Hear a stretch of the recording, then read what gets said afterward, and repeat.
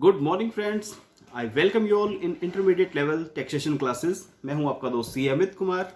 हम कुछ basic terms बच्चे डिस्कस कर रहे थे, कुछ प्रोसेस डिस्कस कर रहे थे कि किस तरह से इनकम टैक्स की कैलकुलेशन की जाती है, किस तरह से वेरियस टर्म्स, वेरियस रिबेट्स और वेरियस स्टेप्स होते हैं हमारी इनकम, टोटल इनकम की कंप्यूटेशन में। ये एक बिल्कुल बेसिक बातें हम बच्चे डिस्कस कर रहे हैं। आफ्टर दिस चैप्टर जितनी भी बातें अब ने की है उनके लिए स्पेशलाइज चैप्टर है बच्चे। सो डोंट वरी कि आपका कुछ छूट गया है या आपको कुछ समझ में नहीं आया। आपको आगे आने वाले चैप्टर में एक एक बात बच्चे क्लियर हो जाएगी। अब मैं इन स्टेप्स के ऊपर ज़्यादा टाइम इसलिए नहीं दे सकता बच्चे, अगर मैं बेसिक में इतना टाइम लगाऊंगा तो आपका सिलेबस कंप्लीट नहीं हो पाएगा। आफ्टर ऑल हम इंटरमीडिएट लेवल की ही प्रिपरेशन कर रहे हैं। But by the end of the syllabus you will find कि आप अपनी इनकम टैक्स की रिटर्न फाइल कर सकते हैं, आप कंसल्टेंसी दे सकते हैं अपने क्लाइंट्स को, और आप ऑफिस में नो डाउट अपने बाकी के फ्रेंड्स के ऊपर थाक जमा सकते हो। तो फ्रेंड्स, लास्ट क्लास में हमने सेक्शन 87A की एक रिबेट के बारे में बात कर रहे थे। 87A की रिबेट जो मिलती है बच्चे, इंडिविजुअल्स को मिलती है, ये जिनकी इनकम 5 लाख रुपीज तक होती है, और ओनली ये रेजिडेंट इंडिविजुअल्स को मिलती है। मैं एक बार आपको फटाफट से 87A की रिबेट के प्रोविजन शो कर देता हूँ बच्चे, सो दैट कि आपको एक बार रिकॉल हो जाए। ये देखिए क्या होता था सर, सॉरी सर, चार ही इसके नीचे है रिबेट। देखिए बच्चे, in order to provide tax relief to an individual tax payer, only बच्चे इंडिविजुअल के लिए होती है ये। कंपनीज और ये अपनी फर्म्स हैं, इनके लिए कोई भी टैक्स रिबेट इस तरह की नहीं है। Who are in 5% tax slab. 5% tax slab कहाँ तक है बच्चे? 5 लाख रुपीज तक। So if your income is up to rupees 5 lakh, then section 87A provides a rebate from the tax payable by the SSC. Being an individual, only बच्चे individual, not even Hindu undivided family, only individual, resident in India. For non-resident, no sir, this rebate is not allowed. Whose total income does not exceed rupees 5 lakh rupees. Okay? So जो person, जो individuals जो कि है resident in India और जिनकी income है 5 lakh rupees तक, income tax rules आपको देते हैं एक अप टू 5 लाख रुपीज तक की, मतलब टैक्स एग्जेम्पशन की आपको अप टू 5 लाख रुपीज तक टैक्स की पेमेंट नहीं करनी है बच्चे। ये कोई स्लैब रेट नहीं है, मैंने पहले भी शायद अपनी क्लास में बताया हो। देखिए ये कोई स्लैब नहीं है। आपसे हो सकता है कि कुछ जो नॉन सीए बच्चे हैं या फिर नॉन सीए कुछ पर्सन आपको मिलते हैं आपकी लाइफ में, वो कहते हैं कि सर 5 लाख रुपीज तक की कोई आपको टैक्स नहीं पे करना पड़ता, basic slab rate 5 lakh rupees है। तो बच्चे आप उनके साथ, मैंने पहले भी बताया, आप ऐसे लोगों के साथ बिल्कुल भी झगड़ा नहीं करोगे। आप कहोगे सर बिल्कुल ठीक बात कहते हो, 5 लाख रुपीज तक आपका मतलब आपका स्लैब है, और अगर आपकी इनकम 5 लाख 10 रुपीज है, 5 लाख 10 रुपीज, मैंने क्या कहा बच्चे, 5 लाख 10,000 नहीं, 5 लाख 10 रुपीज है, तो आपको ओनली सिर्फ 10 रुपीज पे टैक्स देना। आप उनको ये कह के छोड़ देना, ठीक है? ऐसे लोगों के साथ बच्चे झगड़ा नहीं करना, ठीक है? तो आज बच्चे हम एक इलस्ट्रेशन कर रहे हैं, इससे आपकी 87A की जो भी तक हमने स्टडी की है उसकी एक रिवीजन हो जाएगी। चलिए देखिए, कहते हैं जी केस 1 में एसएससी कौन है बच्चे? इंडिविजुअल है। आपको दिख रहा है ये? अगर आपको नहीं दिख रहा तो मैं थोड़ा सा बड़ा कर देता हूँ बच्चे इसको। आई होप आपको ये आसानी से दिख जाएगा। देखिए बच्चे, एसएससी कौन है? इंडिविजुअल। क्या ये रेजिडेंट है?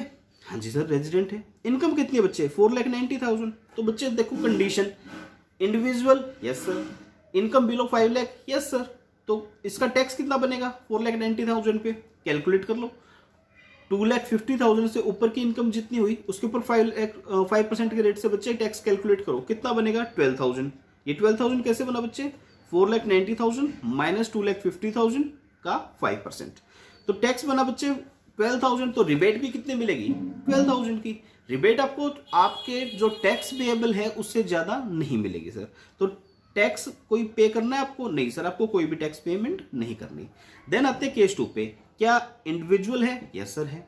क्या रेजिडेंट है? यस सर है। तो रिबेट मिलनी चाहिए। लेकिन थर्ड कंडीशन, इनकम कितनी है बच्चे? 5,12,000। तो आपको क्या कोई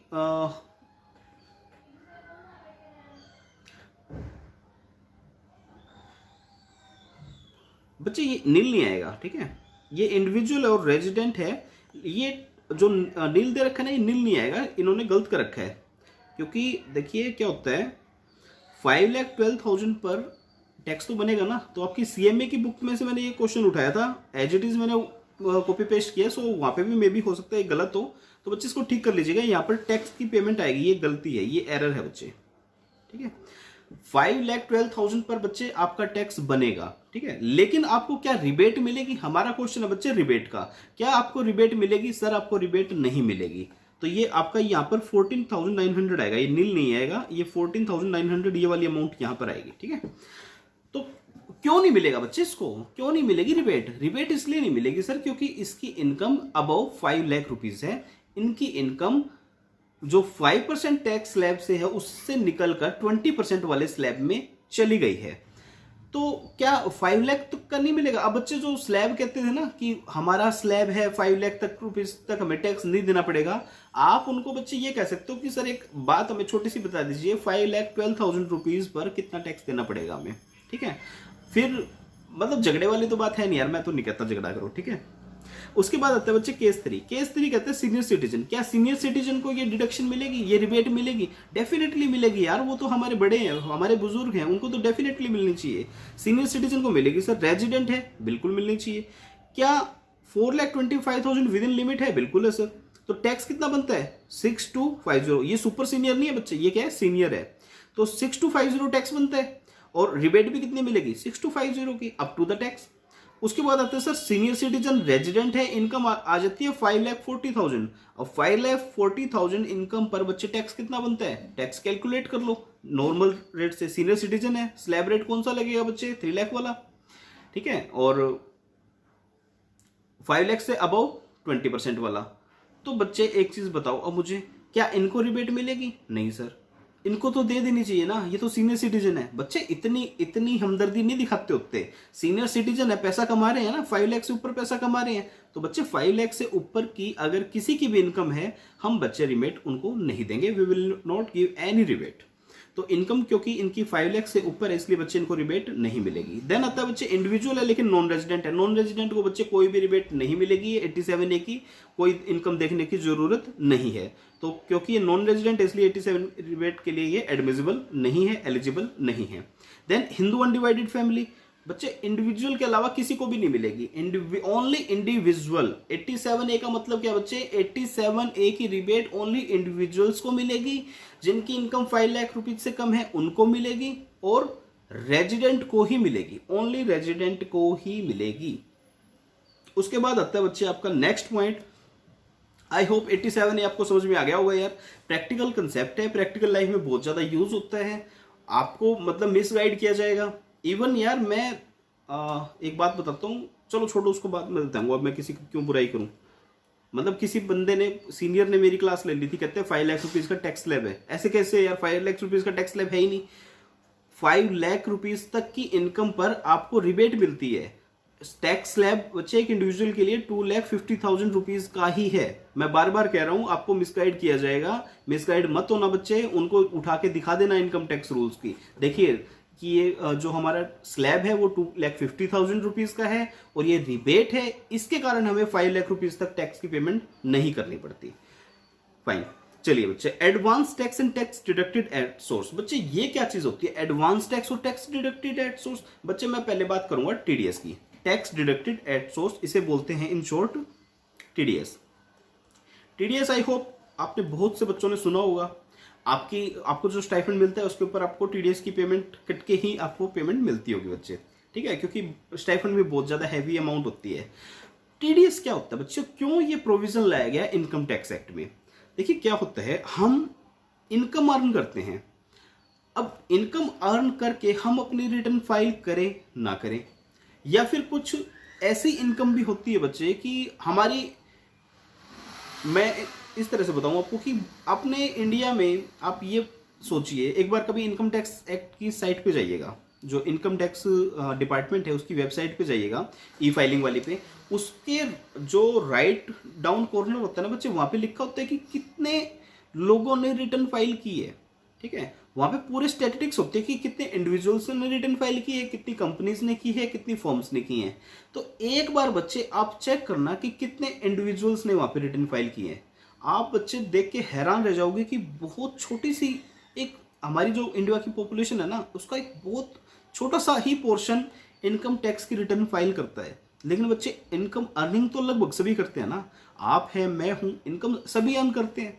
तो बच्चे क्या होता है कि जो लोअर इनकम ग्रुप के लोग हैं वो अपनी रिटर्न फाइल नहीं करते लेकिन इनकम अर्न करते हैं। सपोज मैं सैलरीड पर्सन हूं, अब इंडिया में सबसे ज्यादा टैक्स कौन पे कर रहा है यार? सैलरीड पर्सन ही कर रहा होगा, ठीक है। स्टैटिस्टिक्स बाद में दिखाऊंगा, अभी आपको कंफ्यूज नहीं कर रहा मैं। तो सैलरीड पर्सन अपना टैक्स पूरा देता है बच्चे। अब क्या होता है, मान लो मेरे को सैलरी की पेमेंट करनी है कंपनी ने, कंपनी मुझे पूरी की पूरी सैलरी की पेमेंट कर देती है, अब मैं रिटर्न फाइल करता नहीं। बच्चे क्या डिपार्टमेंट के लिए पॉसिबल हो पाएगा कि एक एक बंदे को ढूंढे जिसने इनकम अर्न की है और जिसने टैक्स पेमेंट नहीं की, जिसने रिटर्न फाइलिंग नहीं की? बच्चे इतनी बड़ी पॉपुलेशन है, इंडिया की पॉपुलेशन कितनी है? 1 अरब 30 करोड़ लगभग, ठीक है। 130 करोड़ देशवासी, क्या इनकम टैक्स डिपार्टमेंट उन्हें संभाल पाएगा कि किन्होंने रिटर्न फाइल की है, किन्होंने नहीं की? आज के टाइम में बच्चे इतना ऑटोमेटेड इन्वायरमेंट हो चुका है, तो भी आप देखिएगा 147 के नोटिस बिल्कुल डेडलाइन के टाइम ही आपको रिसीव होते हैं। 147 के आप ऑफिस में जाते हो, 147 की के लिए आपको रिटर्न फाइलिंग के लिए कई बार डिपार्टमेंट से नोटिस आता है आपके क्लाइंट्स को, तो बच्चे वो बिल्कुल डेडलाइन पे आता है, जब उसके 4 ईयर्स और 6 ईयर कंप्लीट होने वाले होते हैं उस टाइम नोटिस आता है बच्चे। तो डिपार्टमेंट क्या है बच्चे, आज के टाइम में ओवरवर्कड है, उनके पास पहले से बहुत ज्यादा वर्क है। तो क्या ऐसा पॉसिबल है कि वो एक एक क्लाइंट को ढूंढे, एक एक असेसी को ढूंढे जिसने इनकम अर्न की है बट टैक्स की पेमेंट नहीं की? तो ऐसा प्रोविजन लाया गया। और सेकंड थिंग, भाई मैं सैलरीड पर्सन हूं, मैं अपना टैक्स कब पे करूंगा? रिटर्न फाइलिंग के टाइम पे करूंगा ना। रिटर्न फाइलिंग मैं पता नहीं कब करूंगा, जुलाई में करूंगा, अगस्त में करूंगा, सितंबर में करूंगा। तो बच्चे इस तरह के प्रोविजन लाए गए कि देखो जब इनकम अर्न करता है ना कोई बंदा, तभी उसका टैक्स काट लो, ठीक है। अब क्योंकि एक सैलरीड पर्सन है, तो सैलरीड पर्सन का अगर आप टैक्स उसे पेमेंट देते टाइम ही उसका डिडक्ट कर लेंगे तो ठीक है, बाद में रिटर्न फाइल करे ना करे, करेगा तो ठीक है, अगर उसका कोई रिफंड बनता होगा तो डिपार्टमेंट वापस कर देगा, अगर नहीं बनता होगा तो डिपार्टमेंट पूरा पूरा जम कर जाएगा। अब मान लो किसी का टीडीएस कट जाता है, वो रिटर्न फाइलिंग नहीं करता, ठीक है, डिपार्टमेंट के पास 10% या 20% जितना भी टैक्स रेट है उतना जांच को है ना, डिपार्टमेंट कहता है यार मैं तो इतने में खुश हूँ। बाद में अगर उसका पता चलता है कि इसने इनकम को एस्केप किया है, इसने इनकम को छुपाया है, तो उसके ऊपर पेनल्टीज लगा के डिपार्टमेंट बाद में उसको नोटिस इशू कर सकता है। 147 का नोटिस इशू कर देगा, रिटर्न भरो वही अपनी, ठीक है। तो ये आप बात करेंगे बच्चे, वो ये 147 के, 143 के, 144 किस तरह से असेसमेंट होती है सारी बताऊंगा आपको, विद प्रैक्टिकल नोटिस दिखा के बता दूंगा, एसएससी का नाम छुपा के, ठीक है। तो बच्चे होता क्या है, टीडीएस का मतलब है टैक्स डिडक्टेड एट सोर्स, मतलब एट सोर्स, जहां इनकम अर्न की है बच्चे आपने, जहां जो आपका सोर्स है वहीं उसका टैक्स काट लो। उससे दो फायदे होते हैं बच्चे, एक तो जो रिटर्न फाइलिंग नहीं करते होते, जो टैक्स की पेमेंट नहीं कर रहे होते उनका टैक्स की पेमेंट हो जाती है। सेकंड थिंग, मैं सरकार को, जो गवर्नमेंट को जो टैक्स है उसकी अर्ली रिसीट हो जाती है, क्योंकि देखो मैं रिटर्न फाइलिंग कब करूंगा वो एक मतलब हो सकता है मेरे ऊपर डिपेंड करेगा ना, कि मैं अपनी रिटर्न फाइलिंग मार्च में करता हूं, अप्रैल में करता हूं, कब करता हूं, तो गवर्नमेंट को टैक्स भी उस टाइम मिलेगा। अगर टैक्स को एट सोर्स डिडक्ट कर लिया जाए तो वो रिटर्न फाइलिंग कभी भी करे सर, दिक्कत नहीं आती, ठीक है। आई होप आपको समझ में आ गया होगा टीडीएस का। टीडीएस के ऊपर हमारे पास स्पेसिफिकली एक चैप्टर है, आपको रेट्स भी याद करने पड़ेंगे, टीडीएस की रिटर्न्स भी जाती हैं, कुछ बच्चों को शायद आते भी हो टीडीएस रिटर्न की फाइलिंग, नहीं आती तो बच्चे आप सीख लेंगे प्रैक्टिकल। एक दिन की क्लास में बच्चे मैं जरूर सिखाऊंगा कि टीडीएस की रिटर्न फाइलिंग किस तरह से की जाती है without the help of software. Software से तो बच्चे आप कर ही लोगे, सॉफ्टवेयर से कोई तीर मारने वाली बात नहीं है टीडीएस की रिटर्न। अगर आपके पास सॉफ्टवेयर नहीं है, कंप्यूटेक्स नहीं है, तो आप किस तरह से रिटर्न फाइलिंग करोगे मैं वो सिखाऊंगा आपको, यूटिलिटीज से, इनकम टैक्स डिपार्टमेंट की यूटिलिटी से। उसके बाद आता है बच्चे एक और concept, that is advance tax. अब एडवांस टैक्स का मतलब क्या बच्चे, हमने इनकम अर्न की है, सरकार कहती है देखो सर आपने इनकम अर्न की है, इट्स योर रिस्पॉन्सिबिलिटी कि आप अपनी जो टैक्स लाइबिलिटी है उसका एक स्पेसिफाइड पोर्शन क्वार्टरली आप डिपार्टमेंट के पास डिपॉजिट करवाएं। अगर आप डिपॉजिट नहीं करवाते हैं और अगर आपकी लाइबिलिटी है बच्चे, तो गवर्नमेंट आपके ऊपर इंटरेस्ट और पेनल्टी भी लगा सकती है। एडवांस टैक्स एसएससी खुद पे करता है। टीडीएस की लाइबिलिटी होती है बच्चे जो इनकम का पेयर होता है। सपोज आपका एम्प्लॉयर है, आपको सैलरी की पेमेंट कर रहा है, तो आपका एम्प्लॉयर लाइबल है कि वो आपको सैलरी की पेमेंट करते टाइम टीडीएस की डिडक्शन करे, आपका टीडीएस काटे और गवर्नमेंट के पास डिपॉजिट करवाए। मैकेनिज्म क्या होता है बच्चे, क्या मैकेनिज्म समझाऊं मैं आपको एक थोड़ा सा, टीडीएस का थोड़ा सा समझ में आ जाएगा। जो बच्चे ऑफिस नहीं जा रहे या फिर जिनका बिल्कुल ही स्टार्टिंग है सीए का, उनको मे बी टीडीएस के प्रोविजन ना पता हो, तो मैं एक हल्का सा आपको ओवरव्यू देना चाहूंगा। देखिए क्या होता है, आपका बच्चे एम्प्लॉयर है, आपका एम्प्लॉयर और आप कौन बच्चे, आपको एम्प्लॉय।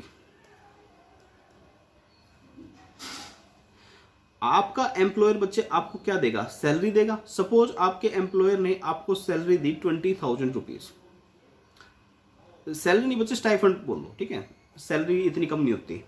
आपके एम्प्लॉयर ने आपको 20,000 rupees as salary, wages, commission कुछ भी कर लो यार, ठीक है, 20,000 रुपीज दी और उन्होंने सपोज 2,000 रुपीज टीडीएस की डिडक्शन करी और आपको 18,000 की पेमेंट कर दी। आपकी पॉकेट में कितना आया सर, आपकी पॉकेट में आया 18,000 रुपीज, यू रिसीव्ड 18,000 रुपीज। अब ये 2,000 का क्या होगा, ये 2,000 बच्चे आपका एम्प्लॉयर डिपॉजिट करवा देगा किसके पास, इनकम टैक्स डिपार्टमेंट के पास, ठीक है, मैं डिपार्टमेंट लिख दूं। ये पैसा आपका डिपार्टमेंट के पास डिपॉजिट हो चुका है। और ये डिपॉजिट कैसे होता है सर, ये होता है सर टीडीएस चालान से। आप टीडीएस की पेमेंट करते हो, टीडीएस की रिटर्न फाइल करते हो। जब टीडीएस की आप रिटर्न फाइल करते हो एम्प्लॉयर, तो आप बताते हो कि ये एम्प्लॉय है, इनका कोई पैन नंबर है, ये 2,000 नंबर, इस पैन नंबर के लिए हमने पेमेंट की है और इस सेक्शन में पेमेंट की है। समझे आप किस तरह से हुआ, एम्प्लॉयर ने एम्प्लॉय को पेमेंट की, सैलरी की, उसके बाद एम्प्लॉयर ने अपनी रिटर्न फाइलिंग की डिपार्टमेंट के पास, टीडीएस की रिटर्न, इनकम टैक्स की नहीं, टीडीएस की रिटर्न। एम्प्लॉयर ने कहा कि देखिए सर, देखिए डिपार्टमेंट, मैंने 2,000 रुपीज डिडक्ट किए हैं मिस्टर ए के, ये एम्प्लॉय का नाम है मिस्टर ए, मैंने मिस्टर ए के 2,000 रुपीज डिडक्ट किए हैं, मिस्टर ए का पैन नंबर ये है, कोई भी एक स्पेसिफिक पैन नंबर होगा मिस्टर ए का, और मैंने सेक्शन भी बताएंगे बच्चे आप कि कौन से सेक्शन में डिडक्ट किए हैं ये। अब जैसे सैलरी का 92B के अंदर डिडक्शन होती है, तो सेक्शन भी बताओगे बच्चे कि कौन से सेक्शन में आपकी डिडक्शन हुई है, ठीक है, 92B कोड होता है बच्चे, ठीक है। तो आपको ये 3 इंफॉर्मेशन बतानी है, नेम क्या है, पैन नंबर क्या है, किस सेक्शन में आपने डिडक्शन किया है, मतलब आपने किस, आपकी नेचर ऑफ पेमेंट क्या था और आपने कितना टीडीएस डिडक्ट किया है, किस रेट से डिडक्ट किया है। उसके बाद बच्चे क्या होगा, जब मिस्टर ए अपनी रिटर्न फाइलिंग करेंगे तो इनको 26AS जो आपका टैक्स क्रेडिट फॉर्म होता है उसमें शो कर जाएगा कि आपके एम्प्लॉयर ने 2,000 रुपीज डिपॉजिट डिपार्टमेंट के पास करवाए हैं, आप उसका क्रेडिट ले सकते हो। क्रेडिट वगैरह कैसे लेंगे, एक लाइव रिटर्न फाइल करेंगे बच्चे आप, उसमें देखेंगे कि टीडीएस किस तरह से रिफ्लेक्ट करता है फॉर्म 26AS में, आप उसका किस तरह से क्रेडिट लेते हो। बिल्कुल इजी यार, कुछ भी नहीं है, सब कुछ बहुत ही आसान है। तो अब एक बार फटाफट से इसको पढ़ लेते हैं। Although the tax liability of an assessor is determined only at the end of the year, tax is required to be paid in installments in 4 installments। बच्चे आपको 4 installments में अपनी टैक्स लाइबिलिटी की पेमेंट करनी होती है on the basic of estimated income 15th June, 15th September, 15th दिसंबर और 15th मार्च। आपको अपने जो टैक्स लाइबिलिटी है उसका एक स्पेसिफाइड परसेंटेज इन डेट्स को डिपार्टमेंट के पास डिपॉजिट करवाना होता है एज एडवांस टैक्स। टीडीएस बच्चे आपका एम्प्लॉयर काटेगा। Residents opting for presumptive taxation scheme can pay advance tax in 1 installment on or before 15th March instead of 4 installment. बच्चे एमसीक्यू के लिए इंपॉर्टेंट क्वेश्चन है ये, ठीक है। जो प्रिजम्पटिव स्कीम ऑप्ट करते हैं वो ओनली 1 इंस्टॉलमेंट में अपना पूरा का पूरा टैक्स पे कर सकते हैं on 15th March. In case tax is required to be deducted at source from the income by the payer at the rates prescribed in Income Tax Act 1961 or Annual Finance Act, such deduction should be made either at the time of accrual or at the time of payment as prescribed by the act। बच्चे क्या होता है, there are 2 modes, accrual and payment। तो बहुत सारे section है बच्चे TDS के भी, कौन सी पेमेंट पे आप कब टीडीएस की डिडक्शन करोगे। कुछ सेक्शंस में तो लिखा गया at the time of payment और कुछ सेक्शन में लिखा गया बच्चे at the time of payment और at the time of making entry in the books. मतलब ठीक है, मैं आपको सिंप्लीफाइड लैंग्वेज में बता रहा हूं कि या आपने बुक्स में जब उस एंट्री को क्रेडिट किया या फिर आपने उसकी पेमेंट की, जो भी अर्लियर हो आप उस पर टीडीएस डिडक्ट करोगे और डिपार्टमेंट के पास डिपॉजिट करवाओगे। For example, in case of salary income the obligation of employer to deduct the tax at source only arise at the time of payment. तो इसका सेक्शन की जब आप वर्डिंग पढ़ेंगे ना बच्चे, तो उसमें लिखा हुआ at the time of making payment to any employee, तो इस तरह से वर्डिंग्स होती है। to the employees. However, in case of other payments like fees for professional services, fee for technical services, interest payable to residents, the person responsible for paying is liable to tax at source at the time of credit of such income to the account of payee or at the time of payment whichever is earlier. ठीक है, बिल्कुल simple सी बातें हैं। TDS का chapter है बकायदा, एक बहुत बड़ा। आपका क्वेश्चन भी डेफिनेटली आपको मिलेगा, एमसीक्यूज भी मिलेंगे।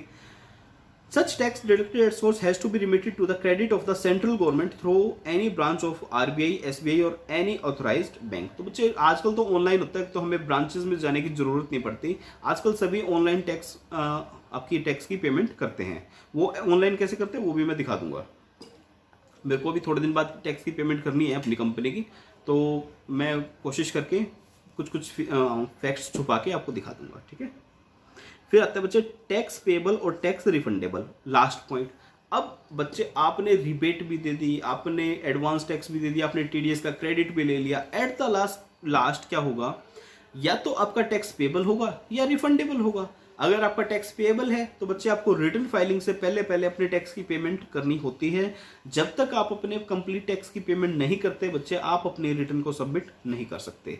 अगर आपका टैक्स रिफंडेबल है तो बच्चे आप अपने बैंक अकाउंट की डिटेल्स डिपार्टमेंट को इनकम टैक्स रिटर्न के फॉर्म्स के थ्रू बताते हैं, और फिर क्या होता है, डिपार्टमेंट उसे क्या करता है बच्चे, उस आपकी जो आपने रिटर्न फाइलिंग की है उसे वेरीफाई करते हैं। अगर आपका क्लेम सही है तो बच्चे आपको रिफंड मिल जाता है। आजकल रिफंड बच्चे मैक्सिमम, इंडिविजुअल्स की बात करूं मैं तो इंडिविजुअल्स को विद इन 1 मंथ आपको इनकम टैक्स का अगर रिफंड पेएबल है तो आपको मिल जाता है, रिटर्न फाइलिंग की वेरिफिकेशन होने के बाद। अगर आपने ऑनलाइन रिटर्न फाइल की है, उसको वेरीफाई करवा दिया है, तो विद इन 1 मंथ आपको आपका इनकम टैक्स का रिफंड मिल जाता है। कॉर्पोरेट एसएससीज के केस में बच्चे डिपेंड करेगा कि उनके आगे की साल की कोई डिमांड तो नहीं है। अगर आगे के साल की कोई डिमांड पेंडिंग है तो बच्चे रिफंड नहीं मिलता। अगर आगे का भी कोई डिमांड वगैरह पेंडिंग नहीं है और आपका रिफंड बनता है तो कॉर्पोरेट एसएससीज में भी बच्चे इंडिविजुअल से तो हल्का सा ज्यादा टाइम लगता है, लेकिन मिल जाता है। डिपार्टमेंट बड़ी जल्दी ही आपके क्लेम को सेटल कर देता है। पहले होता था बच्चे आईटीओ को पैसे खिलाने पड़ते थे, आईटीओ बिना पैसे खाए कोई रिफंड देता ही नहीं था यार। पहले मैं 2008-9 की बात कर रहा हूँ, उस टाइम ऑनलाइन नहीं था इतना, तो पता नहीं कितने आईटीओ को यार पैसे खिला के काम करवाना पड़ता था। ठीक है, आजकल ऐसा नहीं है, आजकल तो उनको करना पड़ता है, उनकी टाइम बाउंडेशन है, उनको करना ही पड़ता है। और सब काम सेंट्रलाइज पोर्टल से होता है बच्चे, बेंगलोर से होता है सारा काम, सीपीसी बेंगलुरु। ठीक है, तो टैक्स पेबल और रिफंडेबल, ठीक है, ये मैंने अब बता चुका हूं आपको। और राउंड ऑफ करेंगे मल्टीपल ऑफ ₹10 पे, तो ये चीजें भी हम पहले डिस्कस कर चुके हैं। ये वाला पॉइंट बच्चे एक बार पेंडिंग कर लेना, ये बाद में बताऊंगा, ये भी आपको समझ में नहीं आने वाला।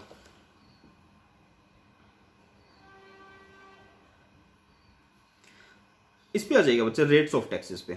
बीच के पॉइंट्स अभी कोई पढ़ने का फायदा नहीं है, बाद में पढ़ेंगे, अच्छे से पढ़ेंगे। रेट ऑफ टैक्सेस, अब रेट ऑफ टैक्सेस क्या है बच्चे, देखिए एक बार पहले इस पैराग्राफ को पढ़ लीजिए, इसको स्किप मत कीजिए बच्चे, ये इंपॉर्टेंट है। यही आपकी नॉलेज है, यही आपका मतलब कंसल्टेंसी के टाइम ये आपके दिमाग में है तो आपको बहुत कुछ क्लियर होता है। Income tax to be charge at the rate fixed for the year by the annual finance act. ठीक है, तो एनुअल फाइनेंस एक्ट में आपको बच्चे रेट दिए होते हैं। Section 2 of finance act number 2 of 2019 read with part 1 of the first schedule of finance act 2019 seek to specify the rates at which income tax to be levied on the income chargeable to tax for the assessment year 1920। बच्चे assessment year हमारा कौन सा चल रहा है, क्या assessment year हमारा 1920 चल रहा है? नहीं, हमारा असेसमेंट ईयर चल रहा है बच्चे 2021। ठीक है, तो कौन सा फाइनेंस एक्ट होगा जिसके अंदर हमारे रेट्स भी होंगे? Finance act 20। ठीक है, ये पिछले साल की बात कर रहा है। पार्ट 2 है, वो बताता है कि tax to be deducted at source, उसके रेट्स बताएगा आपको।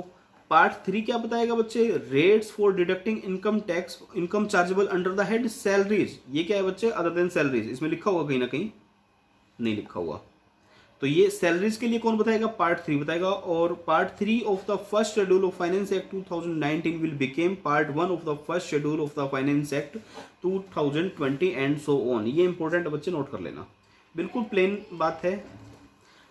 अगर बच्चे कोई चीज़ में स्किप कर जाता हूँ या मैं इजी कह के उसको छोड़ देता हूँ, अगर आपको फिर भी समझ में नहीं आती है, देखिए हर बच्चे का मेंटल लेवल अलग होता है, मैं कोशिश करता हूँ बच्चे की हर चीज़ आपको बता के चलूँ। अगर फिर भी अगर कोई बात आपको मुश्किल लगती है, पूछ लिया करो यार, व्हाट्सअप नंबर आपके पास है मेरा, मेल आईडी है आपके पास, एक मेल डाल दिया करो, व्हाट्सअप डाल दिया करो, मेरे को जैसे टाइम मिलेगा मैं आपको बता दूंगा। ईजी होती है वैसे चीज़ें, फिर भी दिक्कत आए तो पूछ लेना। फिर आता है जी slab rates applicable for assessment के 2021। तो सबसे पहले बात करेंगे हम इंडिविजुअल्स की। तो इंडिविजुअल के लिए बच्चे 2,50,000 रुपीज तक कोई टैक्स नहीं है। You need not to pay any tax up to if your income is up to rupees 2,50,000 rupees. अगर आपकी इनकम 2,50,000 से एक्सीड करती है, मतलब 2,50,001 रुपीज अगर आपकी है और अप टू 5 लाख रुपीज है, तो बच्चे आपको 5% के रेट से टैक्स देना होता है। अगर आपकी इनकम 5 लाख से एक्सीड करती है but up to rupees 10 lakh है, तो आपको 20% के रेट से टैक्स देना पड़ता है। लेकिन अप टू रुपीज 5 लाख आपको 5% ही देना पड़ेगा। मैं कहूं कि आपकी इनकम में सर 5,10,000 रुपीज, तो कैसे होगा बच्चे? इसके दो टुकड़े हो जाएंगे ना, कि आपको 2,50,000 पर तो देना पड़ेगा 5%, जो कि होएगा कितना 12,500, और बचे हुए 10,000 पे बच्चे आपको कितना टैक्स देना पड़ेगा 20%, जो कि कितना बन जाएगा 2,000।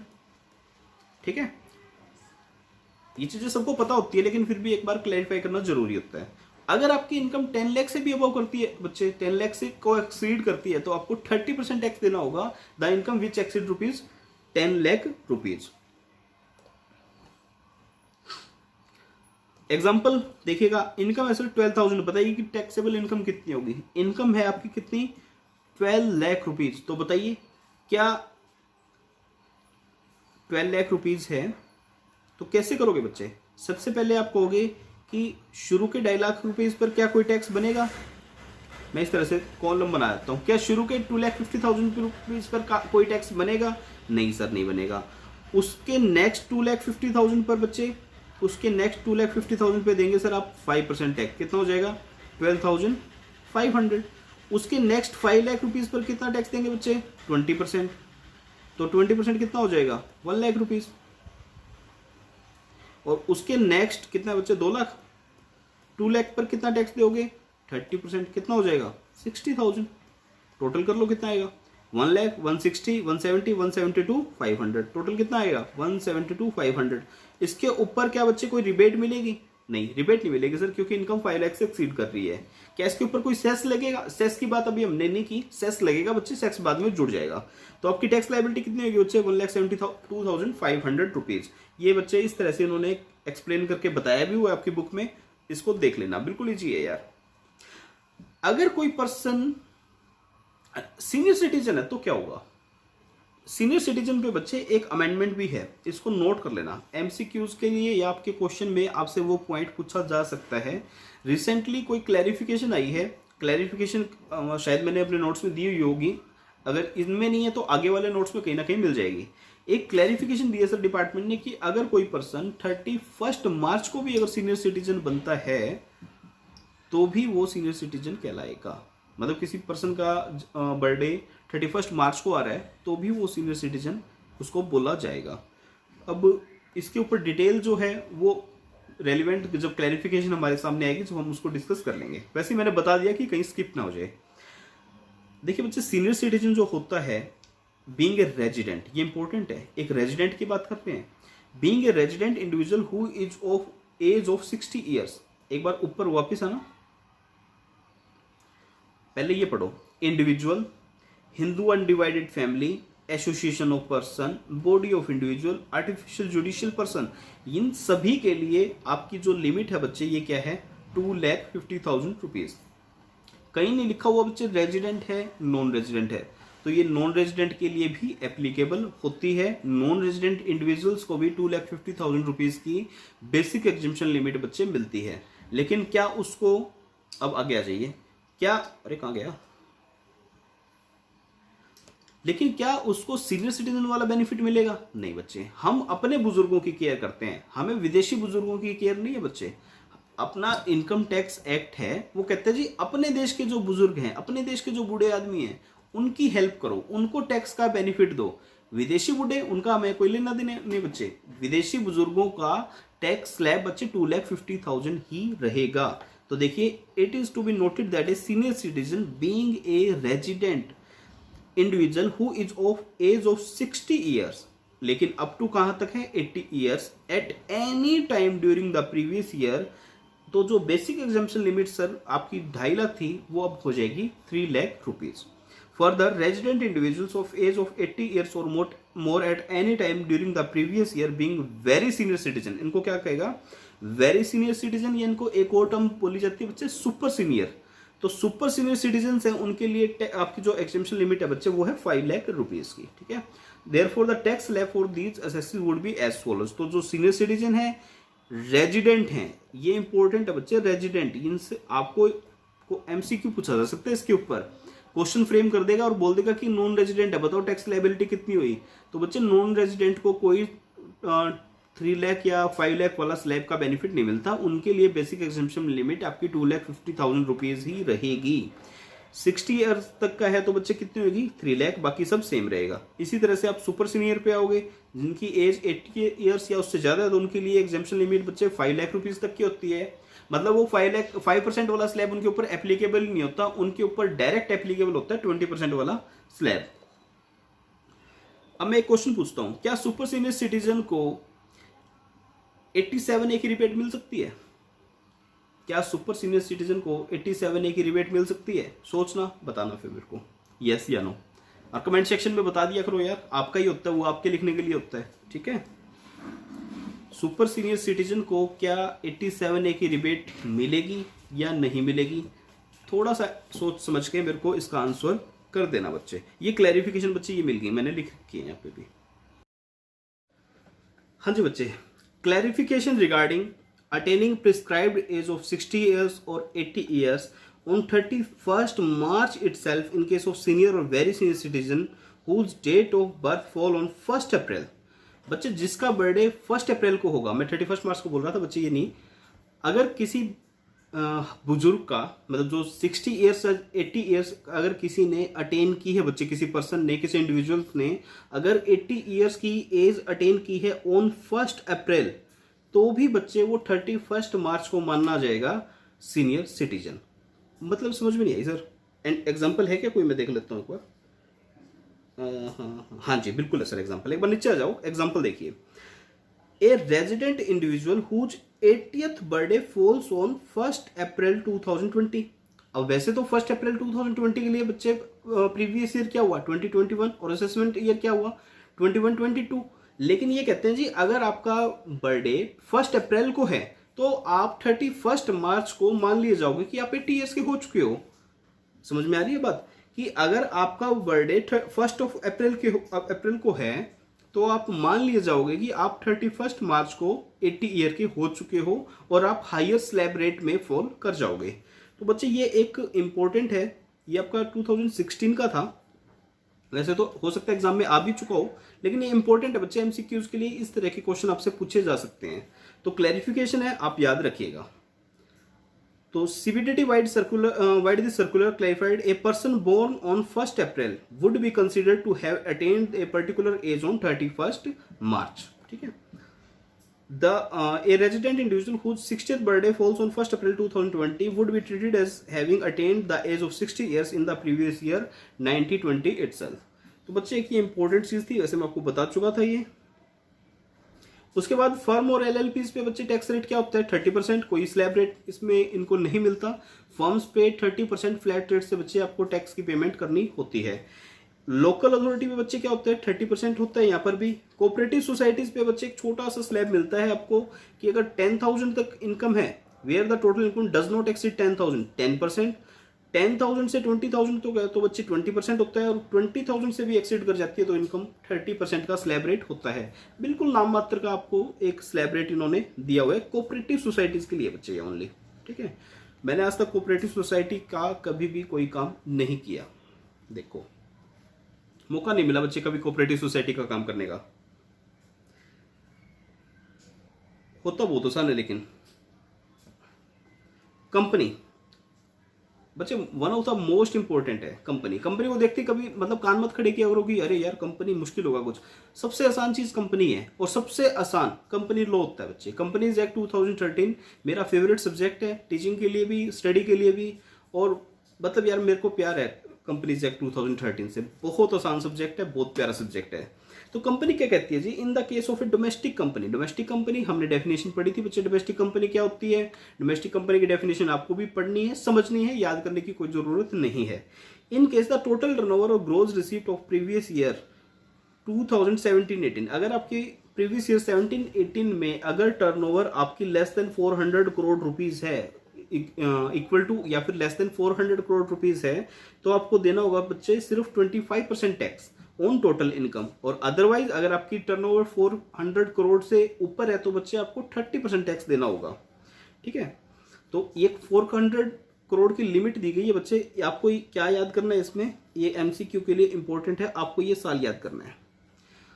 आपको हो सकता है इस तरह से दे दे, असेसमेंट ईयर 2017-18 में इनकम थी लेस देन सपोज 380, और आपको दे दे फिर असेसमेंट ईयर 2019-20 या 18-19 लिख लो, 18-19 में दे दिया बच्चे आपको सपोज 410। अब आपसे पूछेगा टैक्स रेट क्या एप्लीकेबल होगा, तो आप सोच लेना क्या एप्लीकेबल होगा। ठीक है बच्चे, असेसमेंट ईयर दिया हुआ है यहाँ पे, और यहाँ पर क्या दिया हुआ है, प्रीवियस ईयर दिया हुआ है। तो ये चीजें है ना बड़ी इंपॉर्टेंट होती है। एमसीक्यूज यहीं से तो निकाले जाते हैं, और क्या एमसीक्यूज कहाँ से निकाल के लेके आएंगे ना। ठीक है, तो अगर प्रीवियस ईयर 17-18 में अगर आपकी टर्नओवर 400 करोड़ या उससे कम है तो आपको 25% ऑन टोटल इनकम टैक्स देना है। और अगर आपकी टर्नओवर 2017-18 प्रीवियस ईयर में अगर 400 करोड़ से एक्स्ट्रा है तो आपको बच्चे क्या देना होगा, 30% टैक्स देना होगा। अच्छा, इन case of A company other than A domestic company, तो बच्चे आपको 40% ऑफ टोटल इनकम टैक्स देना होता है। ये नीचे की कहानी है बच्चे, इसको पढ़ो तो पढ़ लेना। आपका टैक्स रेट 40% होता है। उसके बाद कुछ और चीजें बताई गई है आपको। क्या बताया गया, लॉन्ग टर्म कैपिटल गेन, ये बच्चे आपके एक्ट में बताए गए हैं, ये कोई फाइनेंस एक्ट में नहीं, ये companies sorry income tax act में आपको ये रेट्स बताए गए हैं कि long term capital gain other than LTCG as per section 112A। एक सेकंड पीछे आइएगा।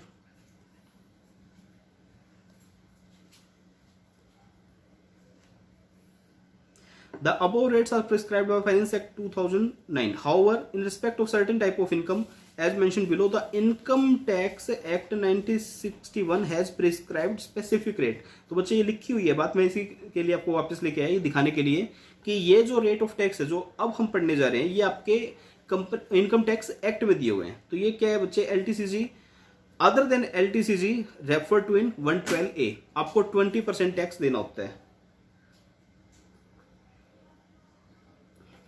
तो एलटीसीजी बच्चे सेक्शन 112 सेक्शन 112 में आपको 20% टैक्स देना होता है। 112A का नीचे आ जाओ, long term capital gain on transfer of equity share unit या फिर units of business trust, condition for availing the benefit of this concession rate is security transaction tax should have been paid. तो बच्चे आपको 10% on LTCG greater than 1 lakh rupees, आपको 10% tax देना होता है greater than 1 lakh rupees LTCG, किस पे, 112A पे। और अदर देन 112A पे आपको 20% टैक्स देना होता है कंप्लीट अमाउंट पे, वहां पर कोई 1 लाख की एग्जेम्पशन नहीं होती।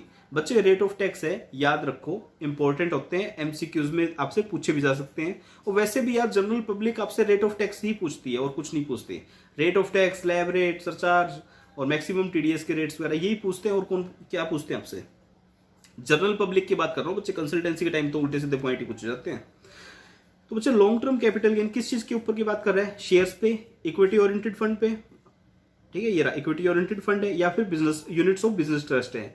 अगर इनके ऊपर आपको एलटीसीजी हुआ है तो बच्चे 1 लाख से ऊपर जितना भी आपका एलटीसीजी है उसके ऊपर आपको 10% से की रेट से टैक्स की पेमेंट करनी होती है। सेकंड थिंग, ये आपको कंसेशनल रेट का बेनिफिट कब मिलेगा, जब आप एसटीटी पे कर चुके हो, सिक्योरिटी ट्रांजैक्शन टैक्स आप उसकी पेमेंट कर चुके हो। उसके बाद है sir, in case of capital asset, equity share in A company, time of payment of STT, both at the time of acquisition and transfer. तो इक्विटी शेयर है सर, आपने जिस टाइम खरीदा था उस टाइम भी एसटीटी की पेमेंट करके आए हो, और आपने जिस टाइम बेचा है उस टाइम भी आप एसटीटी की पेमेंट आपने की है, तो आपको मिल जाएगा सर, बोथ टाइम आपको चाहिएगा एसटीटी की पेमेंट का। Unit of equity oriented fund और unit of business trust at the time of transfer, जिस टाइम आपने ट्रांसफर किया है उस टाइम आपने एसटीटी पे करना जरूरी है। लेकिन इक्विटी शेयर के केस में सर दोनों साइड की आपको पेमेंट करना जरूरी है। LTCC up to 1 lakh is exempt, ये इंपॉर्टेंट है बच्चे। सेक्शन 112(1) में 112A में आपको एलटीसीसी अप टू ₹1 लाख तक एग्जेम्प्ट होता है, ये आप याद रखोगे। एलटीसीसी एक्सीडिंग ₹1 लाख इज टैक्सेबल रूपी eight the rate of 10%। Exceeding बच्चे, एक्सीडिंग ₹1 लाख, ये नहीं है कि आपका 1,01,000 रुपया हुआ तो पूरे पे टैक्स लग जाएगा ना। 1 लाख से एक्सीड जितना करेगा उसके ऊपर आपको 10% टैक्स देना होता है। ये मैं थोड़ा सा जल्दी करवाऊंगा बच्चे, क्योंकि टैक्स रेट ही है यार, उसमें कुछ टेक्निकल है नहीं। 111A short term capital gain, अभी हमने बात की लॉन्ग टर्म कैपिटल गेन की, अब हम बात कर रहे हैं किसकी, शॉर्ट टर्म कैपिटल गेन। किस पे, उन्हीं पर, equity share, equity oriented fund और unit of business trust. Condition क्या है बच्चे, वही आपने the transaction of sale of equity share unit should be entered into on or after 1/4/2004, और सिक्योरिटी ट्रांजैक्शन टैक्स आपने पे किया है, the transaction should be chargeable to STT, तो आपको 15% रेट से टैक्स देना होता है। एलटीसीसी कितना है बच्चे, 10%, शॉर्ट टर्म कैपिटल गेन कितना है, 15%। उसके बाद आता है sir 115BB, winning from lottery, crossword puzzle, races including horse race, card game, gambling, इसके ऊपर 30% रेट से आपको टैक्स की पेमेंट करनी होती है। 115BBDA, डिविडेंड एक्सीडिंग ₹10 लाख, 10% के रेट से आपको टैक्स देना होता है। इंपॉर्टेंट है सर, ये भी आपका एमसीक्यू के लिए इंपॉर्टेंट है। 115BBDA क्योंकि रिसेंटली इंट्रोड्यूस हुआ है, मतलब कुछ 1-2 साल पहले ही, पुराना सेक्शन नहीं है ज़्यादा, तो जो नए इंट्रोड्यूस हैं, मैं कहता हूँ बच्चे 2016 के बाद भी अगर कोई प्रोविजन ऐड हुआ है ना, तो आपके एग्जाम के लिए इंपॉर्टेंट है। इससे पुराने प्रोविजन नॉर्मली नहीं पूछे जाते, क्योंकि 3-4 साल तो लगते हैं ना यार सारे प्रोविजन पूछने में। तो ये 115BBDA आपका 10 लाख से ऊपर अगर डिविडेंड इनकम है बच्चे, तो 10% के रेट से उसके ऊपर भी आपको टैक्स देना होता है। 115BBE, unexplained money investment and expenditure deemed as income under section 68, 69, 69A, 69B और 69C, ये हम पढ़ चुके हैं। इनके ऊपर 60% के रेट से आपको टैक्स देना होता है, ठीक है। अनएक्सप्लेन्ड इनकम की बात थी बच्चे। अच्छा, जो नोट्स थे उनकी बात कर रहा है कि taxability of dividend under section 115BBDA, मैंने क्या कहा था, इंपॉर्टेंट है सर, ये पढ़ लीजिए। Section 115BBDA provides that any income by way of dividend in aggregate exceeding 10 lakh shall be chargeable to tax in the hands of person other than, किसके hand में टैक्सेबल नहीं होगा सर, डोमेस्टिक कंपनी, फंड्स और institution और trust, any university, other educational institution, any hospital, other medical institution और trust और institutions, इनके हाथ में टैक्सेबल नहीं होगा।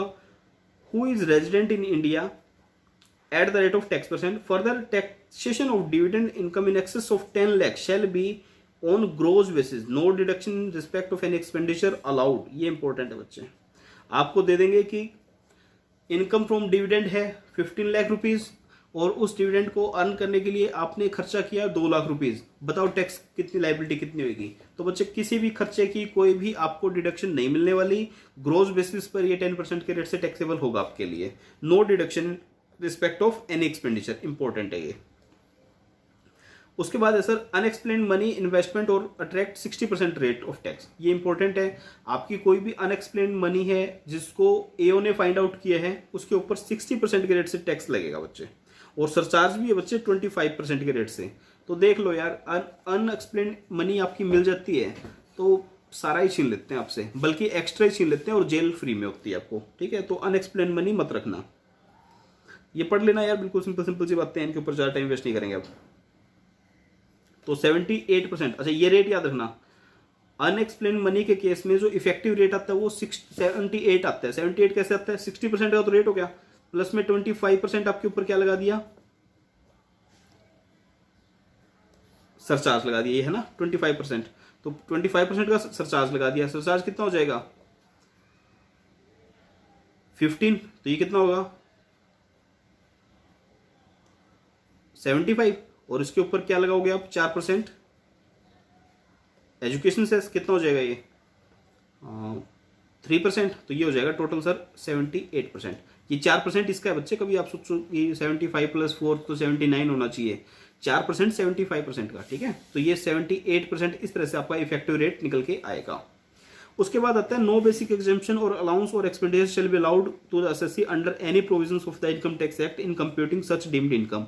जब आपकी इनकम डीम्ड मानी जाती है तो आपको कोई भी बेसिक एग्जेम्पशन लिमिट या अलाउंस या रिबेट आपको नहीं दी जाएगी, ठीक है। Further no set off any losses shall be allowed against income brought to tax under section 68, 69, 69A, B, C और D में। मतलब कहते हैं जी आपके कोई ब्रॉड फॉरवर्ड लॉसेज हैं, आपको वो भी सेट ऑफ नहीं करने दिया जाएगा।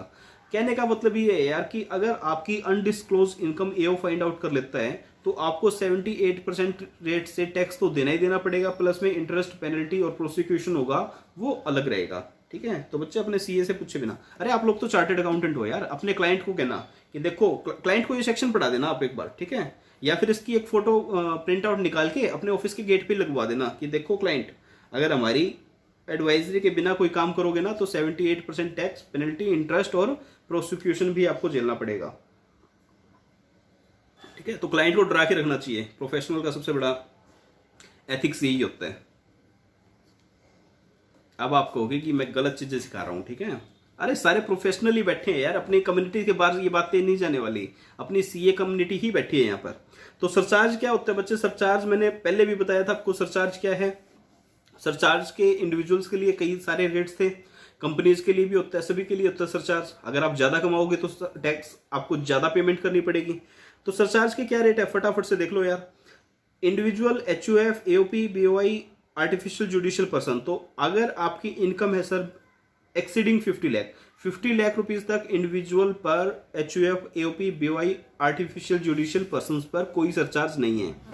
अगर आपकी इनकम एक्सीड करती है 50 लाख रुपीज से बट अप टू है 1 करोड़ रुपीज, तो आपको देना होता है सर 10% का सरचार्ज, ठीक है। आगे इसमें कुछ दिया नहीं हुआ, तो ये सारे सेक्शन में आपको 10% का सरचार्ज देना होता है। मार्जिनल रिलीफ इंपॉर्टेंट है बच्चे। मार्जिनल रिलीफ क्या होता है? मार्जिनल रिलीफ क्या होता है अभी एक एग्जांपल के थ्रू हम समझेंगे इसको। मार्जिनल रिलीफ के लिए सर इलस्ट्रेशन नंबर 2 आप देखिएगा फटाफट से, आपको पता चल जाएगा कि मार्जिनल रिलीफ क्या होता है। कहता है जी, compute the tax liability of mister A aged 42 years having total income of ₹51 lakh rupees. बच्चे इसके ऊपर सरचार्ज लगेगा या नहीं लगेगा?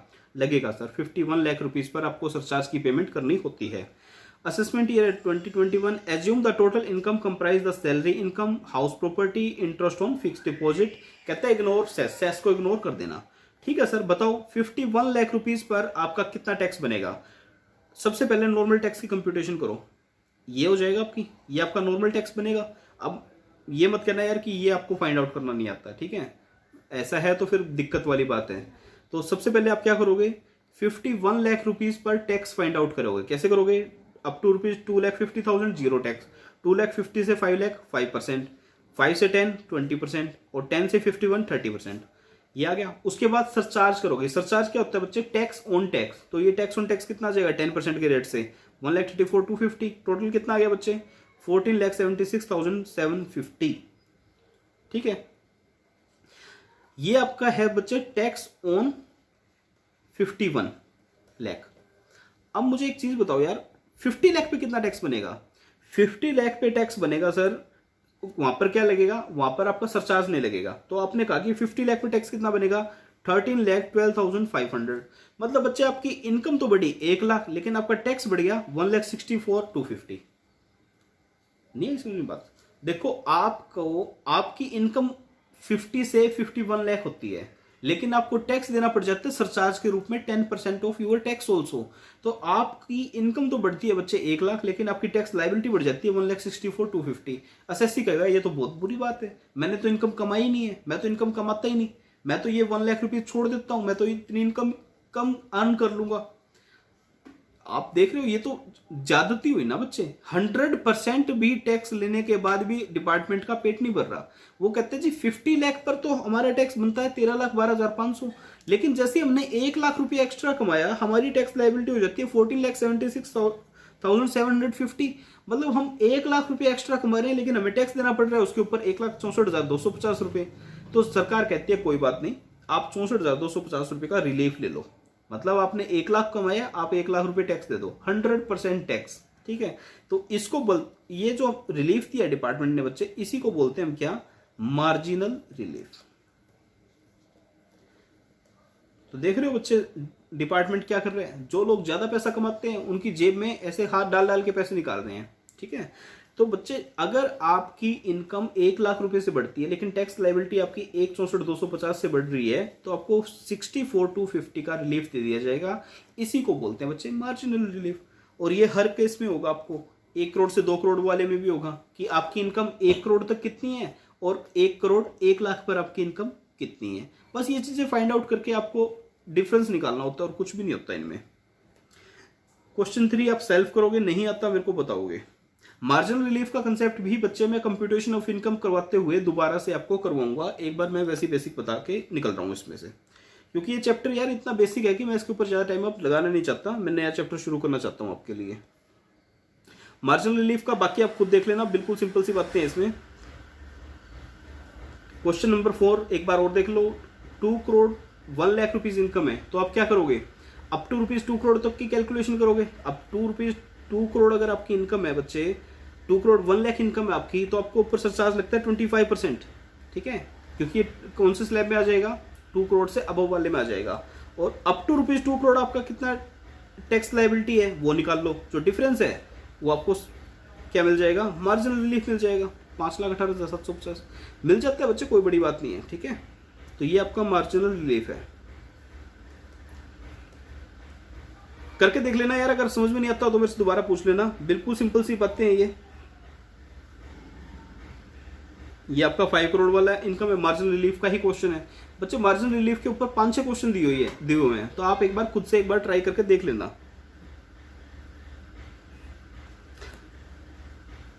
मैं बच्चे आज की क्लास में इतना ही डिस्कस कर रहा हूं। आप एक बार मार्जिनल रिलीफ के क्वेश्चन करके देख लेना। अगर समझ में नहीं आए कमेंट सेक्शन में बता देना कि मैं खुद करवा दूं। मैं एक एक क्वेश्चन बच्चे दोबारा से डिस्कस कर लूंगा आपके साथ। मैं आज की क्लास बच्चे 52 मिनट्स की रख रहा हूं, अगर क्योंकि मैं अभी तक पूरा अच्छे से रिकवर नहीं हुआ हूं बच्चे, ठीक है। तो ज़्यादा मेरे से अभी बोलने में एक बार तकलीफ हो रही है। जल्दी मैं आपकी क्लास 1 आवर 30 मिनट्स की, मतलब 1.5 घंटे की क्लासेस लेना शुरू कर दूंगा। आपका सिलेबस डेफिनेटली कंप्लीट होगा बच्चे ऑन टाइम, बेफिक्र रहिएगा, मेरा प्रॉमिस है मैं ज़रूर पूरा करूंगा। Thank you very much friends, bye bye, take care, God bless you.